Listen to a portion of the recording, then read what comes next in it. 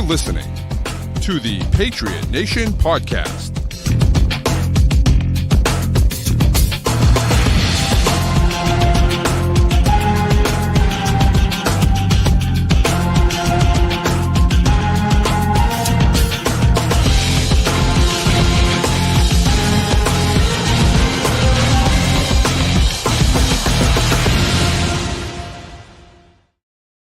All right, welcome into another edition of the Patriot Nation podcast. As always, a proud member of the CLNS group of podcasts. Make sure you download and subscribe to all of those shows. Tonight, of course, it is the Patriot Nation podcast. It is your guy, Pat Lane. Matt, not in the building, but I instead am joined by a very good friend, one of my favorite guests to be on. He's been on multiple times. From The Ringer, it's our guy, Austin Gayle. Austin, thanks so much for coming on, man.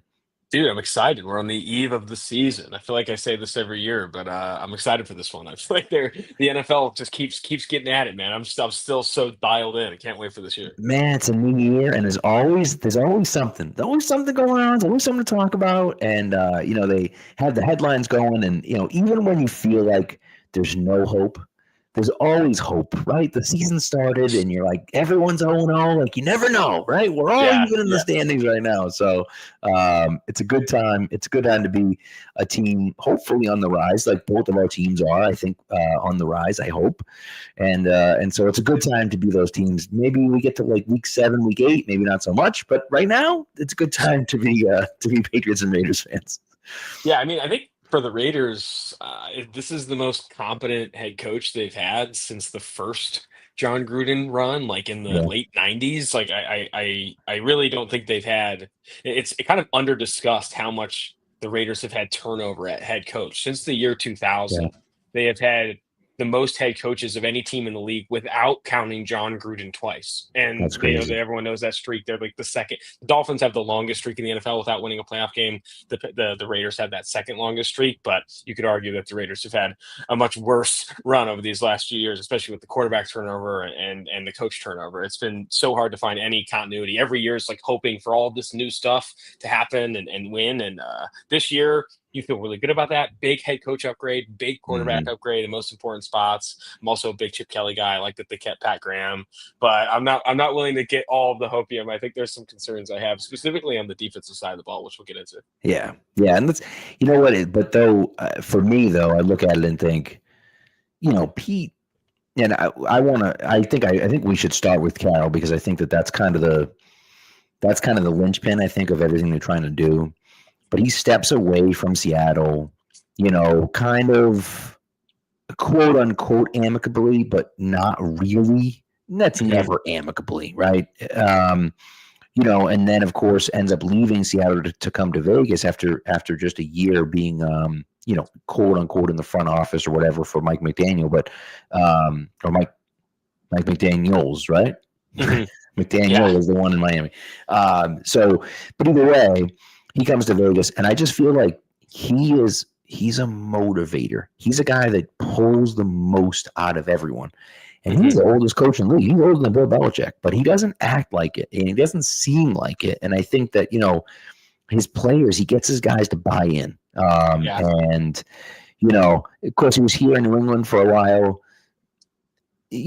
Obviously a very different vibe, but I do feel like he was pretty successful here. Not as successful as Bill Parcells, but he was pretty successful here and brought in some really good players that were instrumental in the Patriots making their first dynasty run, right? A lot of those guys were drafted by Pete Carroll. So anyways, how are you feeling specifically about Pete? Because I think I think it's a huge upgrade. It's a massive upgrade to what they had last year with Antonio Pierce. So you could argue he's like maybe the worst coach in the league last year. An upgrade over a lot of Mayo's up there too. But I think he's a big floor raiser, right? And some of the games as a Raiders fan, grew up a Raiders fan, season ticket holder with my dad for 10 years. The games that really frustrated me over these last few years is like you have that upset win at home or on the road against Baltimore. And then it's your home opener against the Carolina Panthers. They just benched Bryce Young. Here comes Andy Dalton. And, you just lay an egg, right? Like, you don't seem prepared. There's another game a couple of years ago where Baker Mayfield's been with the Rams for, 2 days and a Thursday night game. And, they just don't even look prepared in any way, shape, or form. And I think that's oftentimes a product of the coaching staff just preparing and keeping people level headed. And Pete Carroll has that long streak of keeping games within one score. I think this is from Anthony DeBundo, another writer here at the Ringer, who's like, he hasn't in any professional stance of a coach had less than 7 wins in any season since 1994. Like, he is not. He has that book on competition. I think he teaches a class at USC called like Compete or something like that. He is big, I think, just showing up every day, showing up prepared all the time to keep these games close, to stay competitive. I don't, obviously he hasn't had the postseason success since the Russell Wilson run, but raising the floor is something that the Raiders have not been able to do at the a head coach for a while. I think when you add that in with what they had last year at quarterback, the combination of Gardner Minshew and Aiden O'Connell, who both I don't think are even starting capable quarterbacks in the NFL, to Geno Smith, who, say what you want about Geno Smith, he's easily a top 14 quarterback in the NFL, especially lately. We don't know what it's going to look like in year one, and I think that's why you see some of the buzz around like plus 340 Raiders to make the playoffs, Raiders to go over 6.5 wins. They're that plucky team that no one kind of sees coming. I think year one for Pete is going to be floor raising, getting us to 7-8 wins. And it's not going to be until you have some continuity with Chip Kelly, with Pete, with this roster. They rehauled a lot over the offseason until you maybe see this playoff competitive team, especially in such a tough division, right? You're going Chargers, Broncos, Chiefs. I think the AFC West is arguably maybe the toughest division in the league right now. I think it is. And it's a great point about the division, because the Patriots are in a very similar, it's kind of funny because they almost mirror each other a little bit in the fact that you're coming off a really bad head coach.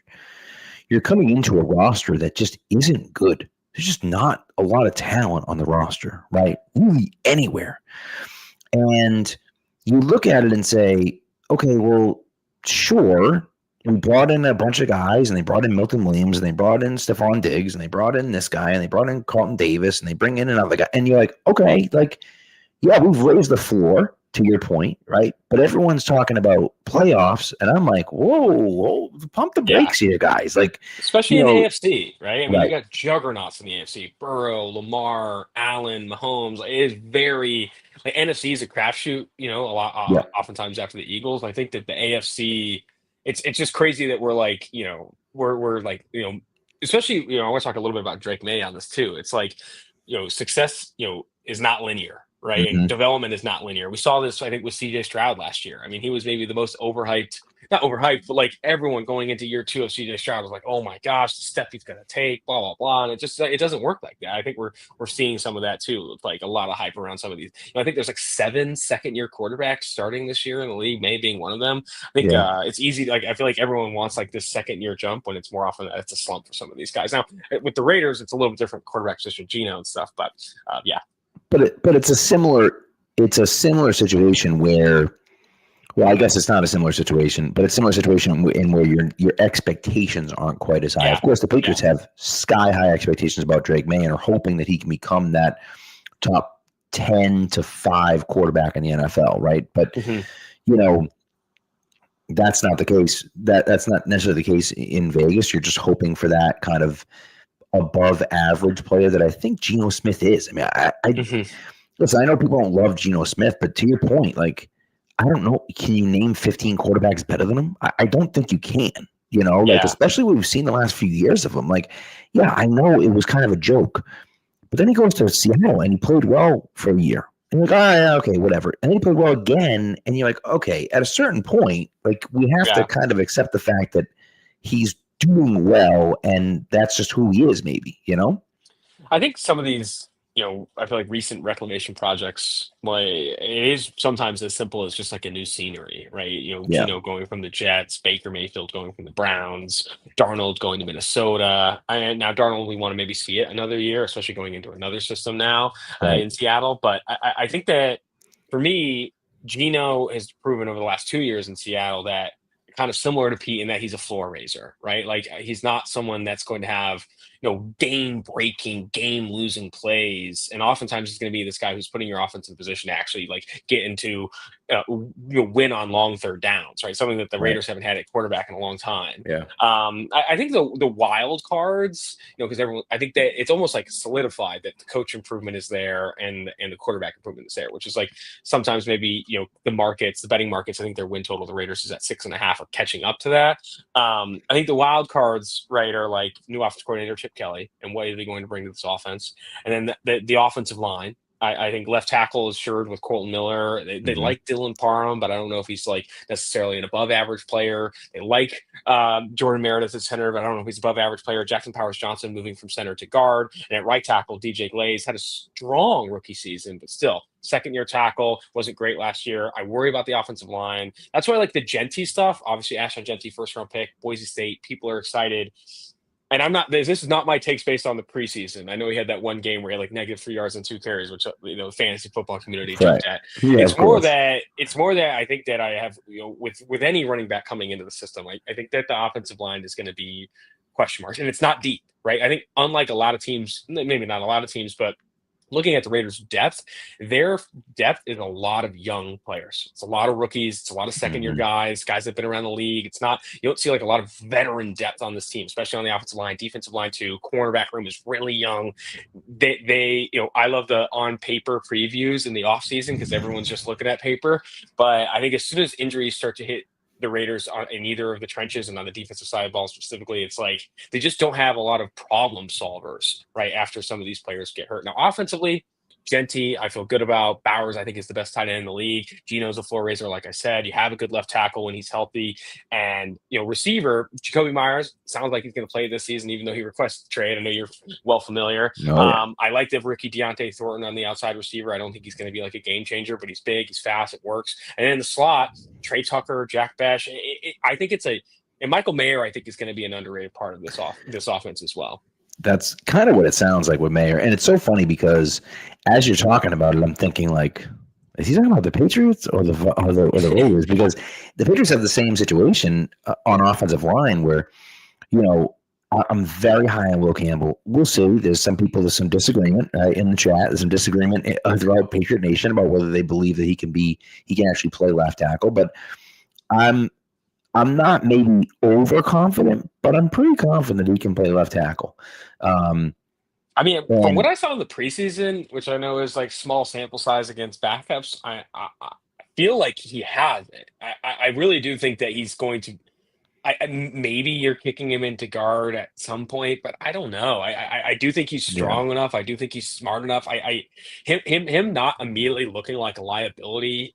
Right. Specifically in the run game, like I feel like is a huge win for them. Like you look at some of the other offensive a lot of people are impressed with Kelvin Banks, the Saints rookie left tackle, is going to play left tackle. I feel like he's a step slower on some of this stuff more so than Will Campbell has been. Armand Membu, I think, is reaching way too much. Left tackle for the Houston Texans rookie Arante Ursary out of Minnesota looks late and slow on stuff. Will Campbell is coming in and looks like an NFL player right away, which when offensive line, it's hard to come into the league and be good right away. Like Tristan Wirfs is like a recent example that kind of like that bucks that rule. But like, I don't know. I'm a big fan of Will Campbell, and I know that I'm a big math guy too, and the arm length stuff is kind of scary. But the fact that he didn't immediately look lost or like, oh, that's a rookie, I feel like it should be a win for the Pats. I think how confident they were in the pre-draft process. I heard from multiple people in the league that are like they're not letting him go. Like it's just it's locked in, which maybe is a Vrabel-ism of it all, but.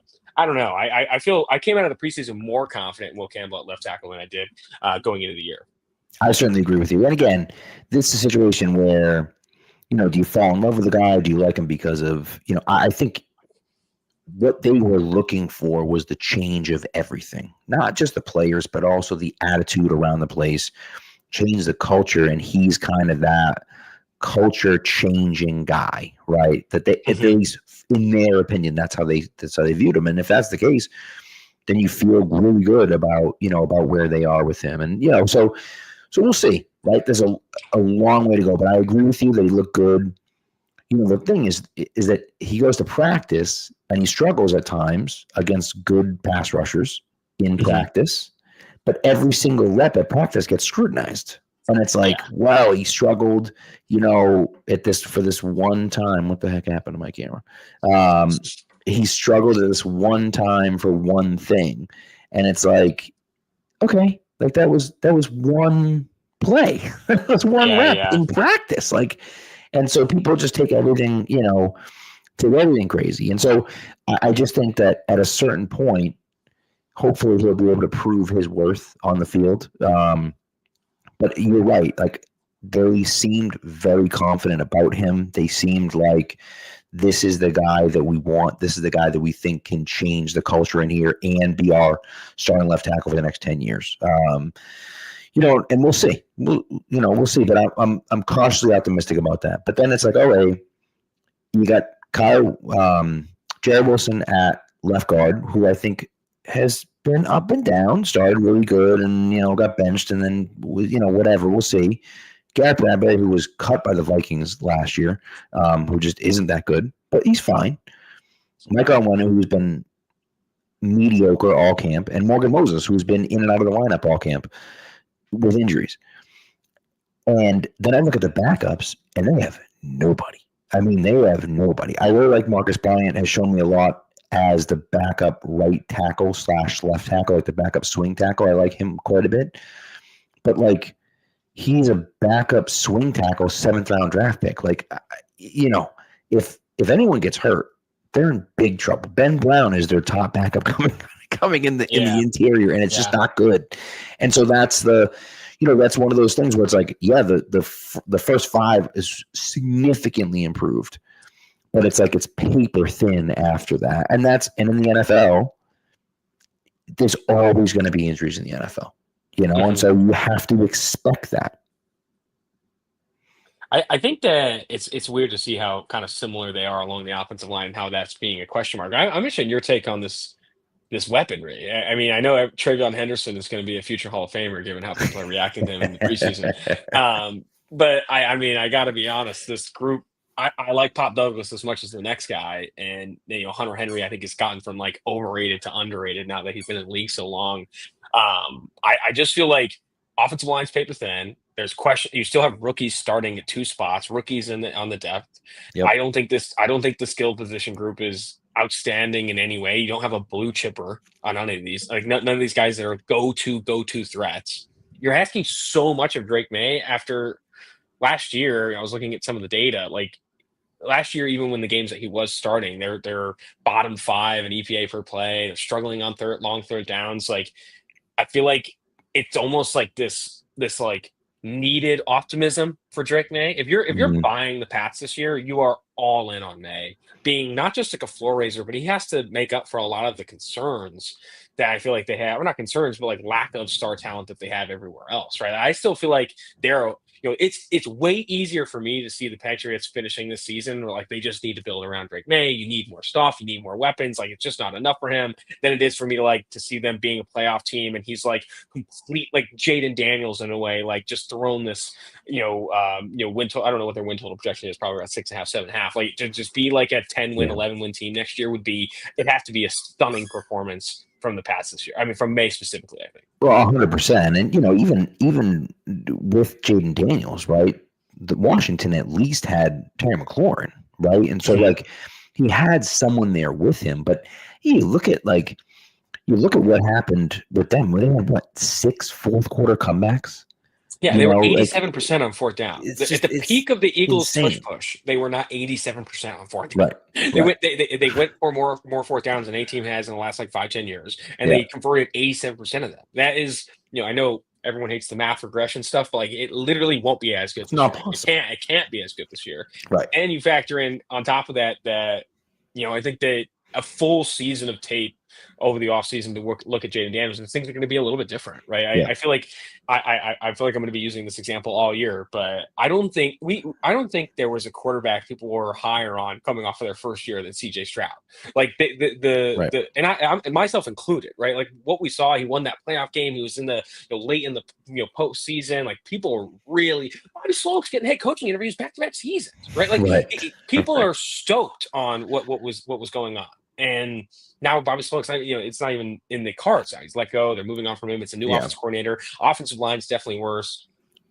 I don't know, man. I feel like I worry about how much hype we're giving a lot of these second-year quarterbacks. There's not a single second-year quarterback that people are like, I don't know, like Caleb Williams got Ben Johnson, Bo Nix, oh my gosh, you're two with Sean Payton. Everyone's jumping on, like, they're all going to take these steps, and there's going to be quarterbacks that don't reach expectations of their fan base. And I think Drake May, not necessarily even fault of his own, the situation is not one where like it's going to be easy for him to put up big numbers and be consistent. I feel like they don't have a lot of problem solvers at skill group. The offensive line has question marks. At the end of the day, I mean, they're favored by 3 at home over the Raiders in week 1. I think that's a winnable game. I think the Raiders have question marks too, but I'm definitely not someone who's like backing the Pats as a playoff team this year. And the Patriots are favored in 11 games this year. It's insane. The hype is insane. The hype on May is just too much. It's just it's too, as even if he's as good as everyone is saying he is, I still feel like, again, success is not linear. He's not going to be able to take that jump. It is a very classic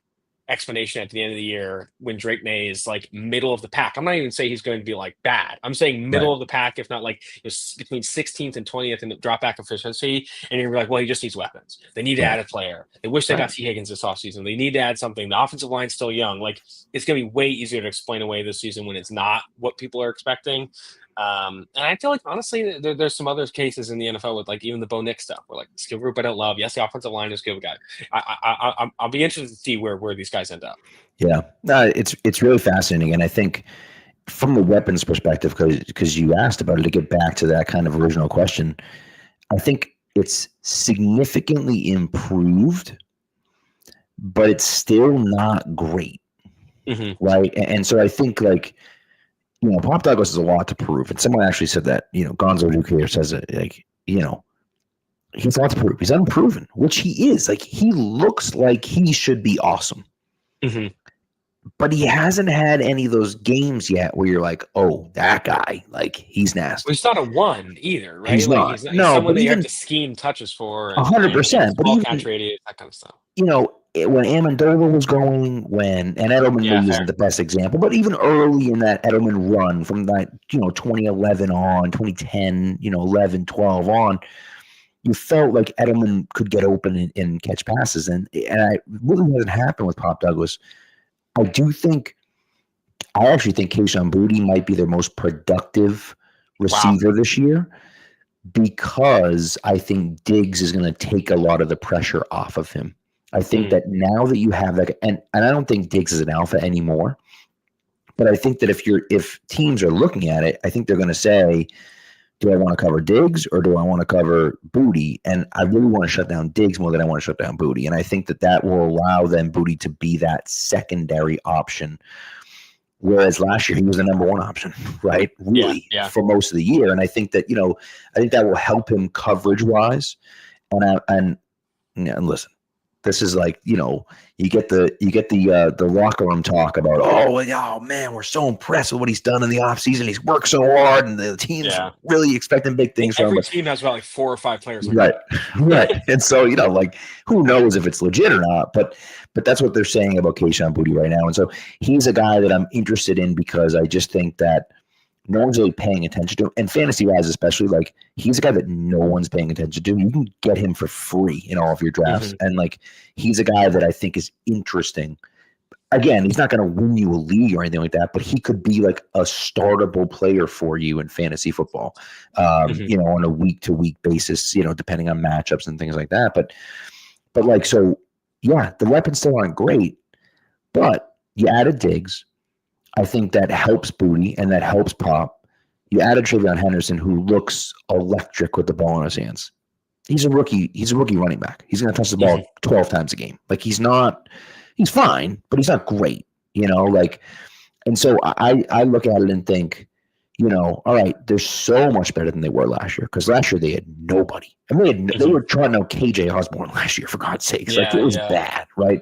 And so, like, I feel like Chisholm's an actual receiver. Like, I feel like they have actual receivers on the team, which is good, because they didn't feel that way last year.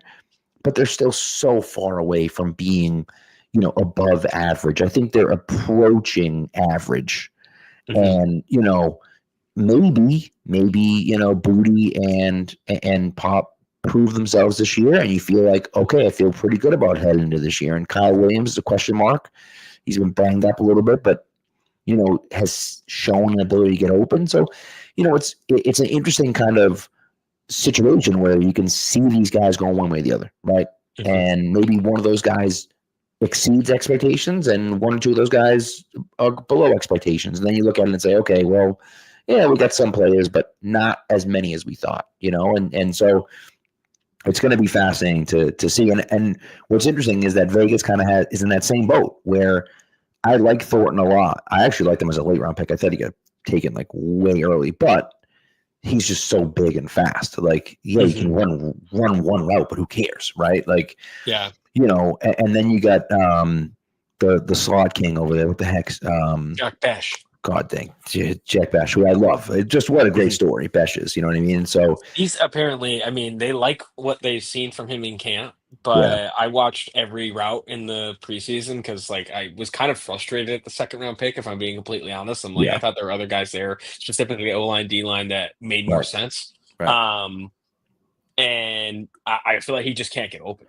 he does not have the speed to take over the top. It's not surprising that almost right away in camp, Thornton was getting starting snaps. And now some of that's makes more sense for Jack Besh in the slot, and they have competition in the slot. Myers is going to play there a little bit. You're going to get Brock in the slot some. They like Trey Tucker in the speed, but the fact that you're spending a second round pick on a receiver that I think is very limited and what he can do as an outside receiver, I do feel like they kind of, I'm worried about where that pick is going to be in 2-3 years and how much he's actually a part of the offense. Well, he's one of those guys too that seems like a locker room guy. He seems like a glue guy, which is great.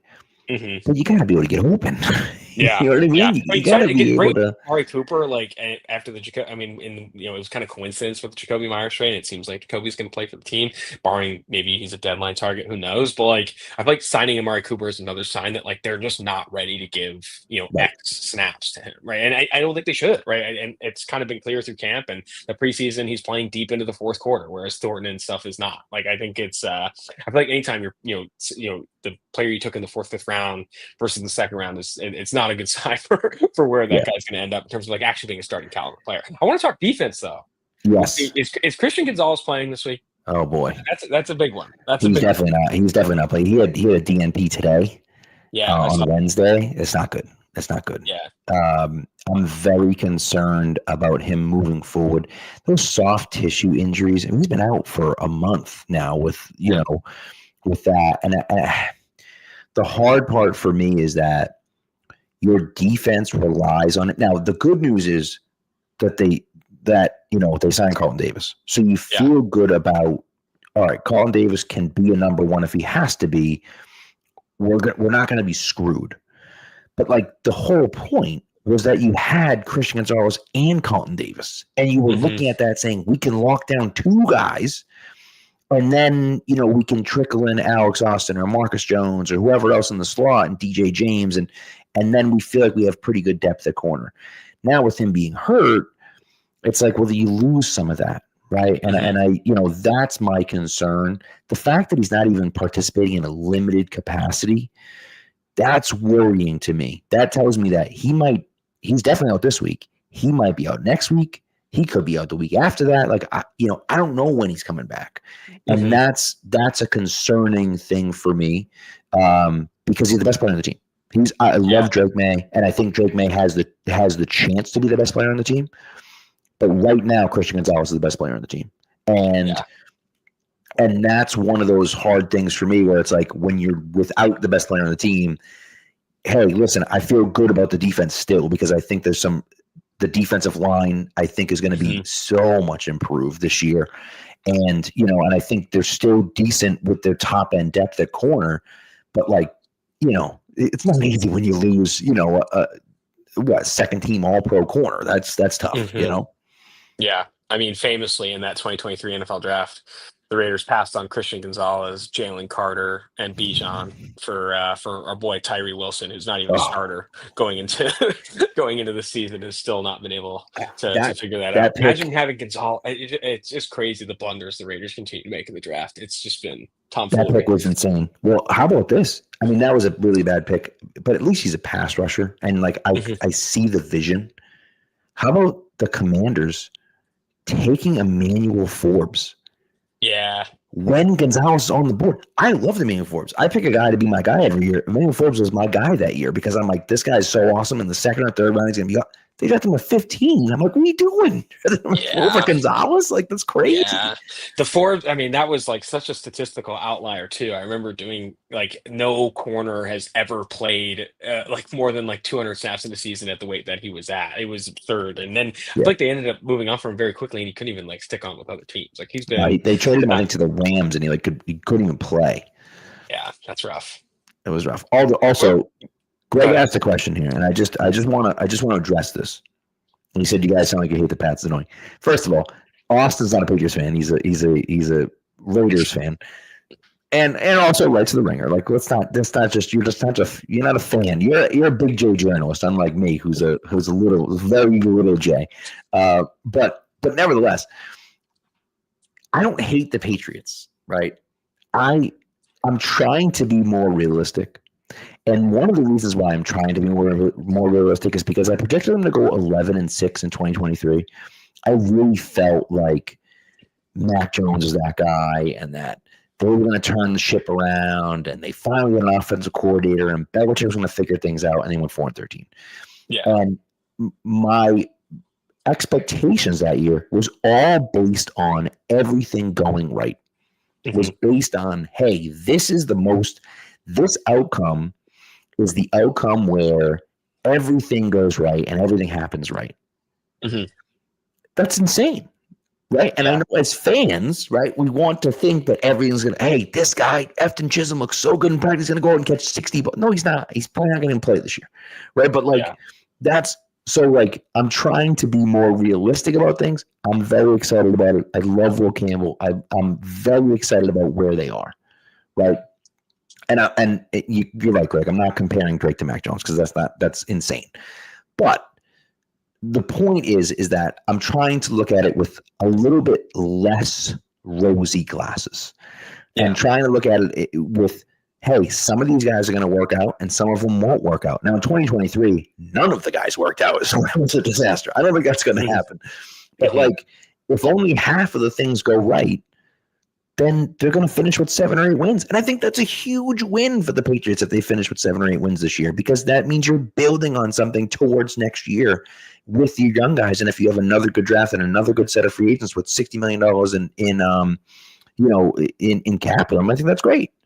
I think both these teams, both Raiders and the Pats, are like every fan wants them to be in like year one of this, like a breakout, right? This like big breakout, new head coach, big head coach upgrade, quarterback they feel good about, some other chippers that they like, and they want it to kind of happen right away as they're like a 9-10 win team. And I think both teams should be ecstatic to be getting to 7-8 wins with how much turnover they've had and how much change is going on, right? I think that where I'm into your perspective is kind of. Last year, I think they were bottom 5 in efficiency offensively and also bottom 5 defensively. Kojo being out is probably not helpful for the start of this season. But is there? I feel like I almost have more confidence in the defense being better with Vrabel coming in, like just being better and more confident than it was last year. Yeah, and I necessarily see like this massive jump for the offense. And whereas for the Raiders, I feel a little bit less inclined that the defense is going to take the step. If anything, I think there's a chance they maybe take a step back. They lost Bobby Spillane, who you guys are now having at starter. Bobby Spillane revenge game. They lost Trayvon Merritt, safety at starter. They've like pretty much completely revamped the secondary. No more Christian Wilkins. The linebackers are different. The secondary is completely reverted. Yes, you still have Max Crosby. Malcolm Kuntz is going to come back from injury, but so much has changed defensively that I think so much turnover is going to be tough.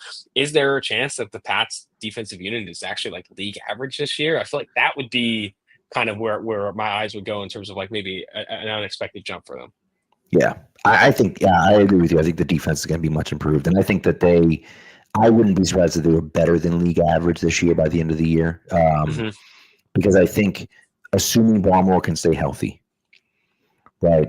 And, God willing, he can, but assuming he can stay healthy, you're talking about Milton Williams and Barmore in the middle. That's a nasty pair with the guys coming off the edge. And they're throwing a bunch of different bodies at the edge. Keon White, we'll see what happens with Keon White. He still has a lot to prove to me. I know a lot of fans love him and think that, he could be this top 5-10 edge rusher. I don't see it, but I think he could be good. I don't know what he's, how he's going to play. But I do think they're going to be much better. The reason why I feel more confident in the offense is simply because of the offensive coordinator. It's the only reason why. And let me tell you something. My God, does he suck as a head coach? He's an awful head coach, as you know. Right? But he's a great defensive coordinator. And I think sometimes, look at Steve Spagnuolo. I mean, Steve Spags is going into the Hall of Fame. He's going to the Hall of Fame. He has to go to the Hall of Fame. He's a terrible head coach. But arguably a top 5, and it ain't 5, a top 5 defensive coordinator of all time. Right. And so, he found his niche. He knows where he belongs. He's staying there. Right. And he's in Kansas City, and they can just keep winning because he can keep making the defense great. And I think that McDaniels has finally figured out, okay, let's stop trying to be a head coach because that's not who I am. Let's just stay an offensive coordinator, and we'll be an offensive coordinator. And I like it in New England, and my kids are here in New England, and, I like it here. And this is where I want to be, and I'll stay the offensive coordinator here. He made Mac Jones look good in 2021. Not many people could make Mac Jones look good. And so, if he can make Mac Jones look good, then it's what can you do with Drake May, right? Very different skill set, very different, type of offense they're going to be running, hopefully. But that's what gives me hope for the offense, right? The improved weapons, but also the OC. And I think Chip Kelly too, same way. Chip, same thing. Innovative guy, can it does a great job calling plays and calling a game. I think that's fascinating for me. You know what I mean? I think both these teams are going to be improvements, right? I think where I pump the brakes is if they're going to be these breakout playoff teams, and I think it's more oftentimes it's in the middle of this superb, the supreme optimism and maybe traditional pessimism for where they've been recently, and especially coming off the years both of them had. I think that the pass offense can't get much worse, especially bringing Josh McDaniels back and adding some weapons. I think the offensive line is improved. Even if Travion Henderson's a backup, I think even just having him at 12 touches a game, like you're saying, is splash explosiveness that they didn't reliably have last year. The Raiders, I think that the offense is going to improve. I think there's an improvement in offensive play caller, and then defensively, that's where I feel like they're maybe taking the step back, right? I think that or if not a step back, something where they're kind of maybe staying the same because there's so much turnover, so much newness on that side. That I think is going to be the limitation of the Raiders. For the Pats, I think it's going to be ultimately everything that's surrounding Drake May offensively that kind of limits them. And maybe Josh McDaniels elevates the floor of this, and I'm feeling the same way maybe with Geno Smith and Chip Kelly. But I think these ceiling shots for both teams, it's hard to find the guys that are going to be those game breakers. Yeah, and I couldn't agree with you more. I kind of feel exactly the same way you feel about it. Whereas you look at it and just say hey, this is it. This is where we're at, right? And we can bring those guys. And I think the word for me that I use, and we've been using a lot on the podcast, and I feel like Patriots and Raiders fans can kind of feel the same way, is competency. Just give me something competent, right? It doesn't have to be great. We're not going to be a playoff team. We're not competing for the Super Bowl. Just make me a competent football team. And you feel like the coaches and the quarterbacks and the guys that you brought in from the outside, right? Whether it be draft picks or free agent signings or even trades, right? You feel like that they're working their way towards competency. And that's one of those ones where you step back and say, okay, I'm okay with just competent for right now. We can shoot for the moon right later, and hopefully we can do that in the next few years. But, by the way, shoot for the moon is something that I stole from you. So I say that way too much. But anyways, but you can, we can do that in the next few years. But for this year, let's become a competent football team. And maybe some of those guys break out. And if they do, now all of a sudden, instead of winning 7, we'll win 10 games. And great. That's awesome. That's a welcome surprise for us when we're playing a playoff game, And if they don't, then we know we have to reassess next year and go from there. Reduce the blowouts, stay in more games, build a culture that has a legit foundation, identify who of the young players that you have are going to be, consistent starters and contributors to the team moving forward. And that's the year that those are, I think, the expectations and the goals for both these teams, right? That's the realistic output where, I think it's unrealistic to think that, either team is going to be deep postseason competitors. I think this is year one, two new head coaches that, like both didn't coach last year in the NFL, coming back to establish new things with yes, you can pull off, the depth chart, some highlights and some improvements, but ultimately I think it's going to be a lot of change, a lot of year one. I think that I think that I don't even think, I know, going back to one of the people in the chat, especially like he seemed down on the Pats. I feel like I'm optimistic about both teams. I feel like I'm optimistic that they're actually taking steps toward competency versus other teams that, like, I think there are other teams that maybe are more negative on. I agree. All right, I have to take a quick break here, do a quick ad read, and then we'll be right back talking a little bit more. I want to get into like the actual nuts and bolts of the game and kind of see what we think here about the game. So. All right, so this ad is for Prize Picks. I'm sorry, that's false. This ad is for Game Time. We're back with Game Time. How about that? All right, and it's football season again. Tomorrow or today, if you're listening to this in podcast form, is the start of the NFL season, and you need to get your NFL tickets and your college football tickets through Game Time. This year, I'm traveling to New Orleans. I'm going to the Patriots Saints game, and I'm going to LSU as well. Guess where I bought all those tickets? That's right. I bought them through Game Time because that's where you go. You put in the promo code CLNS, you get $20 off. Like, you can't beat that, right?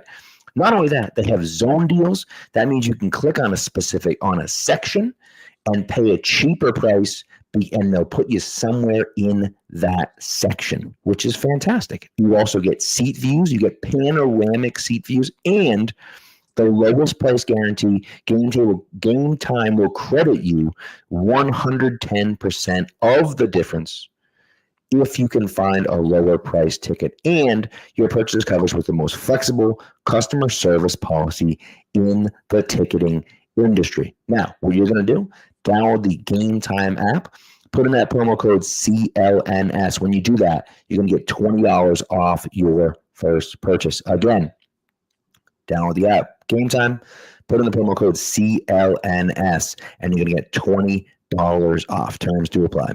Swipe, tap, ticket, go. Download the Game Time app today. All right. How about that, Austin? I'm going to weird story, right? The Patriots have played the Saints 3 times in New England since 2008.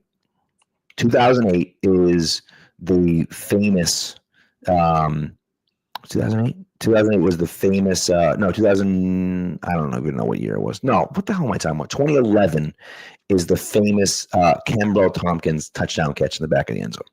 Right? Wow. With absolutely no time left, right? For all three of those games, I've had weddings and missed all 3 of them.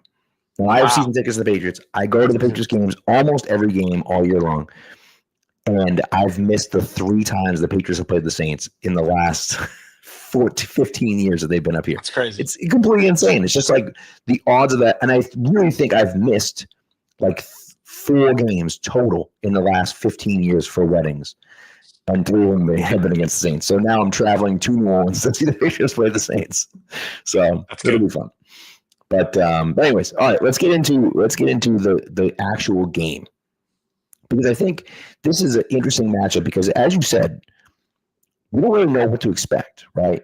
We don't know what to expect. There's so many changes have happened on both sides of the ball for both teams, right? Will the offense look the same? How will the offense look for both teams? And then will the defense be improved or maybe take a step back for both teams? And I think it's so interesting for me to look at this because it's really kind of, and I think one of the reasons why right now it's -2.5 in Vegas is because they just don't know. You just don't know what the Patriots or the Raiders are going to look like. And so what do you think is going to happen, Austin? I think I give a slight edge defensively to the Pats. I mean, I think they're bringing a lot of guys back and they've made upgrades at key positions. Now, Christian Gonzalez not playing, the secondary is probably some maybe where there's a weakness, but I don't know, I don't know necessarily if the Raiders have the guys to really threaten that secondary, especially if Carlton Davis is playing. Offensively, I think I lean on the Raiders side, right, where I feel like you have a little bit more assuredness. Mhm. Than you have with Drake May in the past. So ultimately, I think there's a reason why this game's so close on the spread, and that Patriots at home. I think that's probably where I'd lean. I think that if the Raiders can't establish Genty and try and run the football and have Yes. to lean on Geno Smith, it'll be a struggle, and it's gonna be like a moderate test for the offensive line. I think both teams. It's funny because like there's actually like an interesting amount of playoff leverage for this game, and Mm, that it's like in the AFC, two teams that should be like kind of sniffing for the wild card if they are going to be middle of the pack or meeting expectations. And this game, I think, is also going to be a pretty big overreaction game as well, where yes. whoever ends up winning this game, it's like, oh my gosh, Drake Mace. If Drake May throws even like 2 touchdowns, 200 plus yards, whatever it is, they're like Drake May's taking the step. Josh McDaniels has established competency. This defense looks better. Right. Where if like the Raiders win, it's going to be like, yep, Pete Carroll, year one, making these changes. When I think it's a matchup between two teams that I don't have either making the playoffs in 2025. And I feel like it's going to ultimately be like a little bit of a slot fest, people trying to figure out who they are, right? It's the first time we're going to see Chip Kelly really trying anything in the preseason. It's been like notoriously bland. Pat Graham, who loves to blitz on money, who loves to blitz on money downs, isn't doing any of that in the preseason. So I think we're going to see a lot of this newness play out in real time. I bet you it starts off kind of slow and sloppy, and it's probably going to end up being like a one-score game down the stretch. And both coaches, Vrabel and Pete, have done a really good job of staying in these games and being competitive. I give the slight edge to the Pats being at home, and also I really watching the Raiders defense in the preseason, man, and like they're still trying to figure out who cornerback 2 is, and cornerback 1 isn't even that impressive either. I think that the safeties that have had to replace with Trayvon Merrick leaving, Bobby Spillane leaving, Christian Wilkins now gone. Mhm. It's going to be, I think it's going to be, if Drake May is what everyone says he is, and the Pats offense is going to take this step, this is maybe one of the easiest cupcake starts you're going to get, right? At home, a Raiders defense that's having a ton of new starters everywhere. I think to the other side of the ball, the Raiders have to find a way to hit the ground running for a pass defense without Christian Gonzalez. If they're slow to step, if Genty isn't hitting over his total, I think FanDuel has it at 70.5. I think that's going to be a concern, and they need to make sure that Deontay Thornton, if he is going to be the starter opposite of Jacoby Myers, that he's actually like winning down the field, winning targets, right? We've seen some good stuff, some 9 balls against backups in the preseason, but ultimately I think the Pats win this one. It's too tight of a spread to really hit, and I hate betting against the Raiders in week 1. I'm on the Pats side here. I think having the home field advantage, and also just like I'm ultimately a bit of a bigger believer in what they have on both sides of the ball than maybe the Raiders. Yeah. And I think, listen, all good points by you. And I really do think that you're kind of spot on here. I kind of feel the same way because the Patriots are at home. I feel like if they were playing in Vegas, I'd probably lean Vegas. Right? Yeah. I do lean the Patriots a little bit because they are at home. To me, Genty is really, to me, he's the X factor, right? And actually, I do think both rookie running backs might be the X factors, because if Travion Henderson comes out and looks as electric in the regular season as he has in the preseason, we're like, okay, we're off to the races here. Like, we might be, 2-3 explosive plays from Travion Henderson. All of a sudden, the Patriots got, 30 points on the board, right? And I feel exactly the same way about Genty. The biggest concern I have about the Patriots is their ability to stop the run. And I'm very excited about what Robert Spillane gives to the Patriots. I like him. I love him as a linebacker. I really like Christian Ellis. Surprised me last year. I really thought he was a special teams only guy, and he played really well last year. And so if those two can play well at linebacker, I feel pretty good about about their front seven. But like, if Genty can run the ball and they can really establish the run, you got a guy like Brock Bowers. If you can't stop the run, how are you going to commit to stopping the run and stopping Brock Bowers? It's not going to happen. So if they can run that play action fake on you and get Brock Bowers a step on a linebacker or even a safety, that's curtains for the Patriots, right? And so I think the biggest thing for me is, do you look at Bowers? Do you look at stopping the run? That's the number one thing for me. And then once you stop that run, then can you also stop the pass off of that, right? And so it's just, if Genty's running all over him, and to your point, if he gets that over, if he's at 120, 125, 130 yards, and it's not on 40 carries, it's on 20 carries. That's the way I think that the Raiders win this game, is that they can control the line of scrimmage with the run, and then that opens up the pass game. And they're going to try. Yeah, 100%. They're gonna probably feed Genty. I wouldn't be surprised if he's got 20 plus touches in this game. I think that they're gonna try and run on early downs. They're gonna try and create third and manageable. There's all those stats about Geno outside versus inside, him playing outside here. I think that if Genty is off to a slow start, and the Raiders' offensive line, which has question marks, is getting chipped up by what is a solid Patriots defensive line, but still question marks. That is where it's like, okay, this whole thing kind of like cracks, right? There's like fragility to projecting this boom, even with the upgraded coach and quarterback, if the offensive line is not good enough to like let Genty spring loose and them to be a little bit more balanced. I remember last year, Raiders had the worst rushing offense in like the history of the NFL in terms of how they like yards before first contact per attempt. It was bottom, the worst this millennium. EPA per rush, the worst this millennium. It literally can't get much worse than it was last year. And not all of that was the running backs, right? It's the offensive line. And yes, they've made some changes, but not enough, I think, for it to be immediately like this like formidable unit. It probably needs to be to take the pressure off of Geno, Bowers, Jacoby, all these guys. And the other side, Pats, I feel like this is if there's going to be a defense that may looks the part, it's got to be against this defense. It's one of the worst secondaries in the NFL. Crosby's a blue chip player, but after that, it's hard to find. They're replacing linebackers. They're replacing interior defensive linemen. Thomas Booker's a new starter. I worry. I think that there's more. I find more ways for the Pats to. I feel like Vrabel is going to and the Pats defense is going to make it a point to make sure that the Raiders are in 3rd and 7 plus a lot of this game. And on the other side of the ball, I just don't think the Raiders have enough playmakers defensively to go against teams that, especially early in the season when there's all this newness at the starters. I really think it's not, if this team is going to do well, I think it's going to be something where they're progressing throughout the season. Yeah. Well, and listen, hey, from your lips to God's ears, right? I mean, that's the way I want it to go, right? And that's, but again, as we sit here and talk about the fragility of the offensive line, then you go over to the Patriots side and you say the exact same thing. Jared Wilson struggled at times. Will Campbell and Jared Wilson struggled with stunts basically all camp, right? They're two rookies working together next to each other in the offensive line. That's concerning, right? Garrett Bradbury is a great run blocker. He can't pass block me, for God's sakes, right? So those are those are some serious question marks on that side. And you have, I would say it's pretty definitive with Christian Gonzalez out.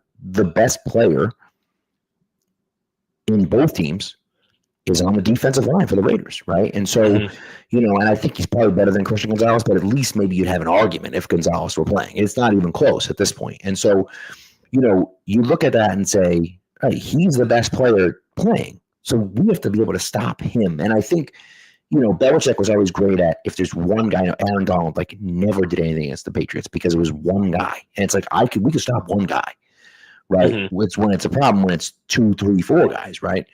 And so I think that they should be able to mitigate what Max Crosby can do. But that's, that's going to be an interesting one to look at is, can Max Crosby get in Drake May's face and disrupt some things? And if he can, it's going to make the Patriots' day a lot more difficult, right? And so it's going to be really fascinating because it's kind of like, okay, you say something about the Raiders, and I'm like, yeah, but the same thing can be true about the Patriots. And then I say something about the Patriots, you're like, oh, yeah, the same thing. So it's a tough game to handicap because there is just so much newness, right? There is just like everyone's trying a lot of new stuff, new coaching staff, new players on both sides of the ball, new starters everywhere. I think that I'm looking at this game less so on like, can the Raiders get off to a hot start? As a Raiders fan, can the Raiders get off to a hot start? All this stuff. It's more like, what are we going to be able to take away, right? Do we have is a Patriots secondary without Christian Gonzalez even something that Myers and Thornton and Tucker and Besh are able to create separation against and actually make plays, and there's guys that are open? Because if you get off to a rocky start here. I feel like it all starts to domino effect and like, okay, wait, maybe you are pumping the brakes on a lot of stuff. But I think they're going to be able to. It's one of the few. I mean, not one of the few, but I feel like it's a matchup that for week one, like it's a very solid test for both teams because there's a lot of reason to expect positives on both sides, right? Like there are holes on both teams to be game planning against. I think an X factor too is Malcolm Kuntz, the starting edge rusher opposite of Max Crosby. Didn't play all of last year. They're rotating a lot of guys there, and nothing really worked out. Kuntz, if you talk to anybody at Raiders camp, is someone that they just really, really rave about. They think they can be an impact player. I think he can be, a legit. So there's a reason he's starting over the first round or Tyree Wilson that they took in that same draft with Christian Gonzalez. They really feel like he can be the guy. If he plays if he plays all the season, he plays up the expectation, and all of a sudden they have two guys off the edge, it does change the calculus for the defense. Because I feel, there's only a handful of teams in the league that can confidently say they have like solid, strong depth in the secondary, right? Yeah. But it's pass rushes that make up for that in these different defenses where it's like you buying more time, even like with Green Bay, I think is a good example now that they added Micah Parsons. Like when you have concerns in the secondary, but you have confidence that you can create pressure up front, it starts to change things. I don't think the Raiders have that right now. It's still like, I think to be seen, to be determined. With Kuntz obviously being the new starter, they've changed at linebacker, all that stuff. Yeah, it's interesting, and you're right. So totally right about Kuntz. I mean, that changes things, especially where May likes to get outside of the pocket, right? And if you have those two edge rushers coming in from either side, it makes it a lot more difficult for him. And he could step up, obviously, through the pocket, but it's a lot more difficult to keep the ball and throw it and to use your athleticism if you have to step up as opposed to loop around, So Big raises a question about Robert Spillane. First of all, do you miss him right there? Do you think he's a good player? And then do you think that he can cover Bowers? I don't know if he can cover Bowers, but I guess I'll leave that. I don't know if anyone can cover Bowers. I mean, linebackers going to be tough. I miss Spillane. I think he was a vocal leader for the team. He was like very much someone that when it was, it was hard to figure out where is like this physicality coming from other than Max Crosby. I think it was someone that like was always flying to the football and you can just count on being like a hair on fire guy, which I feel like the Raiders have struggled to find that guy at linebacker since like Kirk Morrison or something, right? Like they've like not been able to find that difference maker. I think Spillane was like a big loss in the offseason, but bigger than even losing Trayvon Merrick, bigger than even, the Green Bay Packers signed the slot corner Nate Hobbs to a big contract, but Hobbs has struggled to stay healthy. I think he's hurt again in this preseason with Green Bay. Like Spillane is the guy that's playing every game with his hair on fire, and losing one of those guys, I think you always feel that. Yeah, no, that's a good point. I'm very excited about Spillane. Named a team captain this year, in his first year here. And so he's kind of been that dude ever since he walked in, right? And has been kind of that vocal leader. You see it on the field. You see him kind of chatting guys up and talking to them and coaching guys up on the field. And so, and Vrabel obviously has a lot of has a lot of familiarity with him, being that he started in Tennessee with him. So I'm excited. I'm excited about Roberts playing in this defense, and so we'll see. I love the attacking style of the defense. It creates some problems, especially when you're playing against a team that can run the ball well, because sometimes you get upfield and you open up those running lanes. But listen, I think it's worth a shot. It certainly wasn't working us standing our ground and just hoping that we can fill some gaps and go from there. So we'll see. I read a couple of things about Kyle Duggar this offseason, and I'm seeing he's not starting, and that's what the depth charts I'm seeing. Like what's going on? What's happening with Duggar? So it's such a bizarre situation. Him and Peppers are really interesting. They released Peppers kind of out of nowhere, to be honest with you. And he kind of lost some. He kind of seemed like he was going to the second unit, kind of later on. But I don't know. It was awful late. Kyle Duggar went with the backups all camp. He's went to backups. Wow. You put him on the field, he just doesn't have it anymore in coverage. Now, he can still come downhill and hit you real hard, right? I think he's a really good, run filler. I think he'll come down and just crush guys coming across the middle. But if you ask him to stay out, in coverage, I think you're asking for trouble. And so I almost wonder if, and I don't think they're going to do this, but I almost wonder if they try to transition him to linebacker, because he's almost like a smaller linebacker. And he kind of that's kind of where his physicality is right now. Like his athleticism is not at the safety level. It's really down in the box, playing down there. And maybe they looked at it and said, we have Peppers and we have Duggar, and, Duggar's attitude is better, so we're letting go of Peppers. Maybe they looked at it and said, and which I hope they didn't do, because they're so freaking far under the cap. But what I hope they didn't do was look at it and say, well, Peppers will save us money and Duggar won't, so we're going to cut Peppers instead. I think that would be a mistake if that's what they did. But I'm not really sure. It's such a bizarre situation, because I'm watching the team. I was at camp almost every day. I'm watching them, and I'm like, Kyle Duggar's not on the field. He's not there.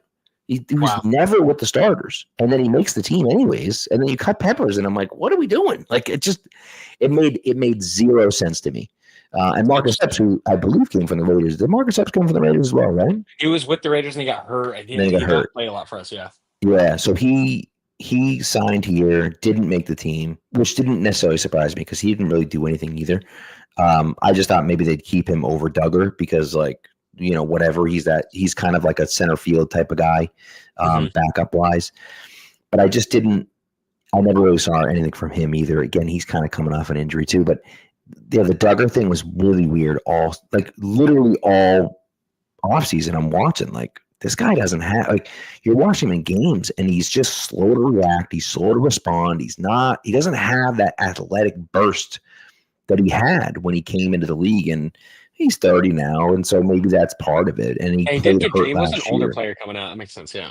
Yeah. So it's just, but it's not ideal. Not ideal. So we'll see. It's it's interesting. So is there any guys? I feel like I'm interested in with this game is the Raiders play a lot more 12 personnel in like multiple tight ends looks. They have Ian Thomas, that former Carolina Panthers tight end, a little bit older veteran, as their tight end 3, a big dog. I really don't like our 3 wide receiver, 4 wide receiver sets. The less we can get the Tucker Besh combination on the field, the better. Yeah. But like Mayer Bowers really excites me, because Mayer had last year some personal stuff that I won't get into on this, but that prevented him from playing last year. You almost forget that he was 2nd round pick. Notre Dame was dominant. It's instantly comes to the league. He's already big body blocker, all that stuff. He's had some snaps in the preseason that I've come away really impressed with. They had the scrimmage game where he's getting a ton of targets in the offense. They're playing more 12. I think that the Raiders want to run the football. I think the Raiders want to hide from their wide receiver depth. If they come out and right away you see them running a lot more 12, a lot more 13, and trying to get big on people, I do think that could be a little bit of an X factor for them this season. Maybe not in this game against the Pats or whatever, but if they become a real multi-tight end personnel team, and Mayer is someone who is in the offense a ton, I think that is a creative wrinkle that could end up helping Genty, could end up helping the entire offense. I ultimately feel like he might be one of the best 11 players on the offensive side, and getting him on the field as much as we can. I'm interested to see what they do. It's really fascinating because, to your point, right, that gives you an advantage, and especially the Patriots, where they have 0 linebacker depth. You're talking about Robert Spillane, Christian Ellis, and the next guy on the list is Monte Mapu. It's not good. Right. And so, if you're coming out with a big formation like that, sure, we can stick Kyle Duggar down in the box. But you're talking about Michael Mayer or Ian Thomas or, Brock Bowers blocking Kyle Duggar. I don't necessarily hate that if I'm the Raiders. Right. Yeah. And so I think that, that's one of those situations where I look at it and say, okay, we can kind of get downhill on you a little bit. And listen, I love Milton Williams and I love Christian Barmore. They're not the greatest run-stopping defensive linemen in the league, right? They're okay, right? But that's not their forte, right? And so you look at it and say, hey, if we can get after this and we could come out in that 2 tight end set right away, and especially if Mayer can catch the ball, which he can. Yeah. Well, now it's okay, well, what are we going to do? Sure, we have Bowers, the best tight end in the league, and Mayer, who can also catch the ball out there. They might run it down our face, or they might run a play action fake, and now both tight ends are going out for passes, and who the hell is going to cover those guys? And so that's one of those interesting spots for me where you look at it and say, hey, that could be a wrinkle that no one's talking about Michael Mayer this year. No one. And I know the Raiders are talking about him a little bit, and he's gotten mentioned here and there. But for the most part, no one's really talked about him because you didn't see him last year. And because Brock Bowers is so damn good that you'd think, well, why would you ever play a second tight end? Right? If that's the case. And so, I think, could be interesting. That could be, and as you said, that could be kind of an X factor that kind of tilts the game on its head in a way that we didn't necessarily see coming. And Michael Mayer all of a sudden's got 5 catches for 60 yards and a touchdown, and you're like, hey, I mean that's and they're having success running the football with 2 tight ends, and that's that could be something the Patriots have a hard time stopping.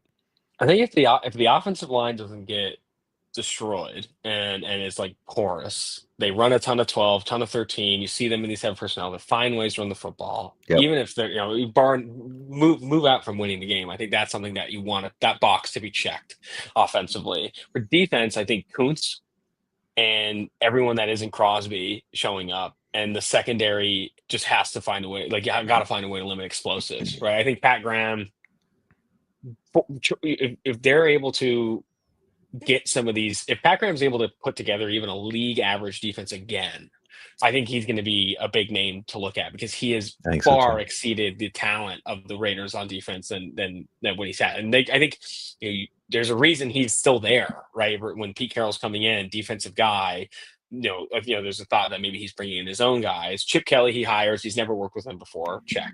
Pat Graham, he keeps, who's been I think exceeding expectations at the talent level. I think that's a check.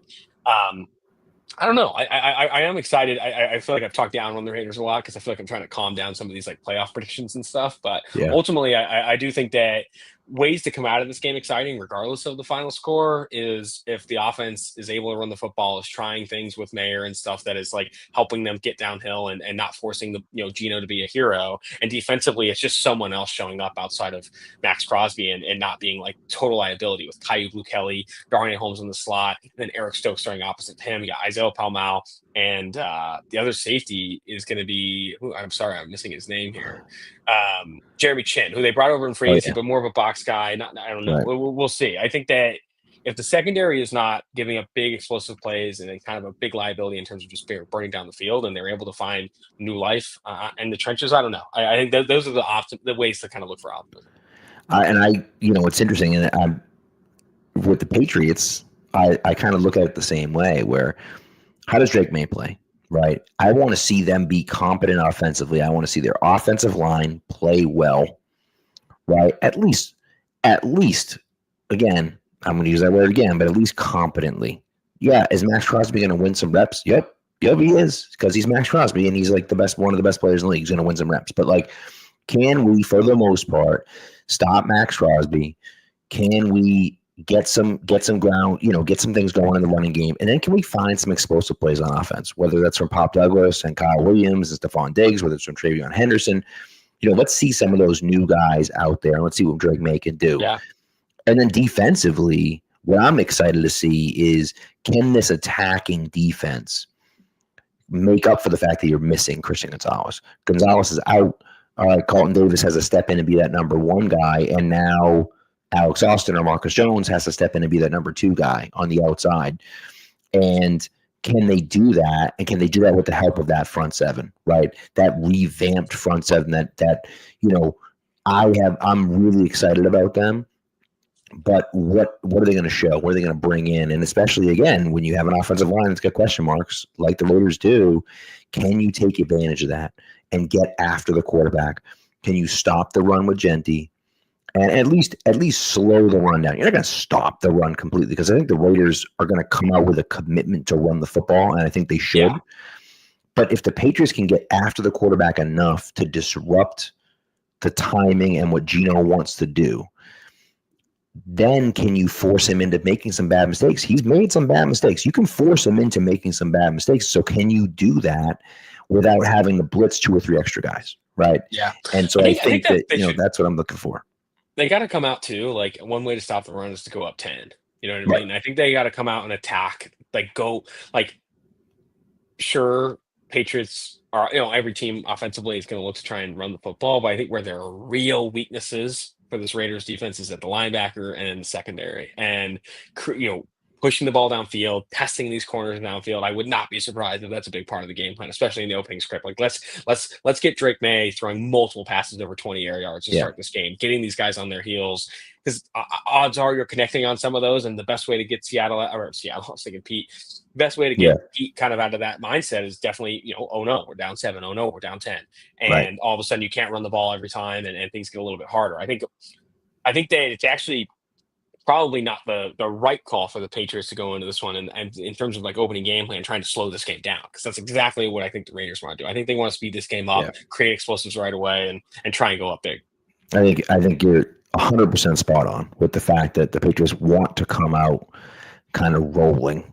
And I almost wonder, and I don't think they would, but I almost wonder if you win the toss, do you take the ball? I wouldn't. I'm against taking the ball, but if you do want to kind of set the tone about going fast early, right? Or even from the Raiders' perspective, if you want to set the tone about slowing the game down and kind of making the slog, would you prefer to be on offense first to try to set the tone for the game the way you want it to be? If the Raiders can go on a 10-play, 75-yard drive and they're running the ball down the Patriots' throat and they score a touchdown, you feel pretty good about where you're at right now. And then from the other side of it, if the Patriots can go down the field on a 5 or 6 play 75-yard drive and hit a few of those big explosive plays, and now you're up 7-0, now you feel like, well, the Raiders are panicking a little bit, and they're going to have to kind of maybe not do what they wanted to do. So it's interesting because you want to almost set the tone offensively as opposed to defensively. I think both these teams would like to do. And so, I think you're right. It's an interesting question with the coin toss. Where for me, it's always like, no, just kick the ball. Like, we'll take the second half decision instead. But you almost kind of want to set the tone offensively as opposed to defensively. Yeah, I think both teams kind of feel like their strengths and more of their controllables are on offense versus defensively. I think they're going to be answering questions for the first half of the season. A lot of it. Yeah, I agree. All right, Austin, this has been so much fun, man. Thank you so much for coming on. I really appreciate it. I'm always excited to have you on. And, one of my favorite, for those of you that didn't listen back in the day, right? You and Remmer, your podcast was just like the best draft podcast out there. And so we're hoping that you get some sort of draft podcast back out there again, because we the people deserve to be listening to you talk about fantasy football and draft stuff on podcasts. That's what we deserve. And so I'm hoping that it happens again sometime soon. Hopefully the people over there in the Ringer, are like, you know what? We got this guy, Austin Gayle. We got to get him out there again, Yeah, so, I appreciate it. I miss talking draft too, man. I feel like the NFL draft is how I first got into this. So it's definitely my first love. Yeah. But can you plug where you are, where people can see you and hear you and read you and listen to you and everything else like that, please? Yeah, I mean, check us out, theringer.com. Also check out all our podcasts. I'm a producer on the Ringer Fantasy Football Show, down on Mike, but that's one of the shows I'm working on. Definitely check that one out. But keep listening to this podcast too, man. I'm always a big fan of yours and getting on with the show. I appreciate you, Austin. Thank you so much. And one shout out for Paper Waves over here for any Patriots talk. He's got his live stream over there talking a bunch of stuff. Yeah. He's always on here, so we appreciate you, Paper Waves. And again, thanks to Austin. Go on and listen to all his stuff over there. And again, I hope you'll be writing a little bit more this year, because you always get into the movie stuff. By the way, the Alien poster is like the sick. All I've been staring at is Sigourney Weaver, because I don't know if I've ever even seen that poster. That's such a cool one. Dude, that was an instant purchase. I love that poster. It's good. I love it. So, well, thanks for coming on, Austin. We appreciate it, and be good to each other, and go Pats. Oh yeah.